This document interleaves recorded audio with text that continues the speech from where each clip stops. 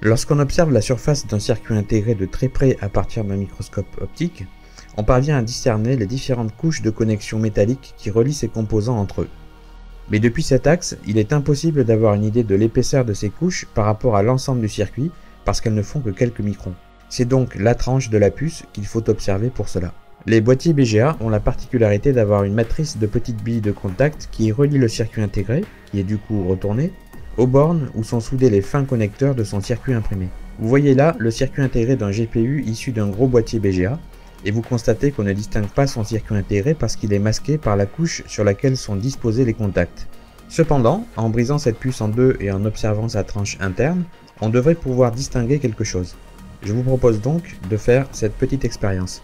J'enveloppe donc cette puce dans un morceau de sopalin pour que la découpe soit la plus franche possible, car le silicium a la fâcheuse tendance de s'effriter quand il se coupe.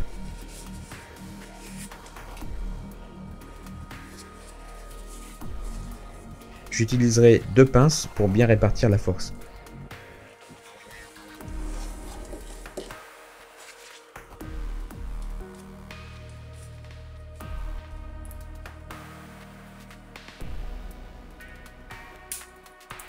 Voilà, je pense que ça a fonctionné. À présent, j'ai placé la puce sur sa tranche, le plus perpendiculairement possible au plan, pour que l'observation optique ne soit pas faussée par une profondeur de champ trop importante.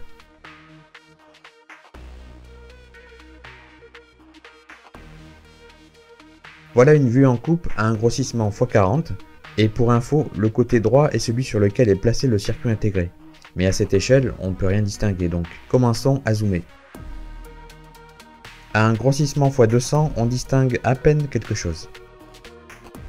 À x400, les traits d'une surface se dessinent, mais toujours rien de très précis. x600, on distingue cette fois 3 couches opaques, sans pour autant pouvoir voir leur contenu. x800, les couches sont maintenant très visibles, mais difficile de dire ce qu'il y a dedans. x1000, ça n'est pas beaucoup mieux, et je suis à la limite de mon microscope Bresser. Donc pour avoir une idée précise de ce dont il est question, l'observation doit être faite à partir d'un microscope à balayage électronique. Il n'y a qu'un appareil de ce type qui puisse nous donner la définition nécessaire. Je vous laisse donc profiter quelques instants de ce zoom qui va d'une échelle de 200 jusqu'à 2 microns. Il nous permet vraiment de prendre conscience des proportions qu'il y a juste en dessous de cette surface.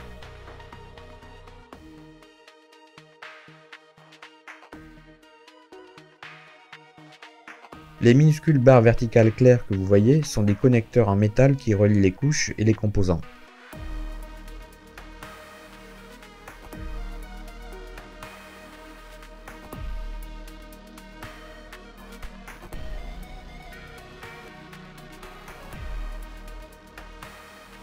Et regardez sur cette image avec quelle précision on peut voir les couches métalliques du circuit intégré.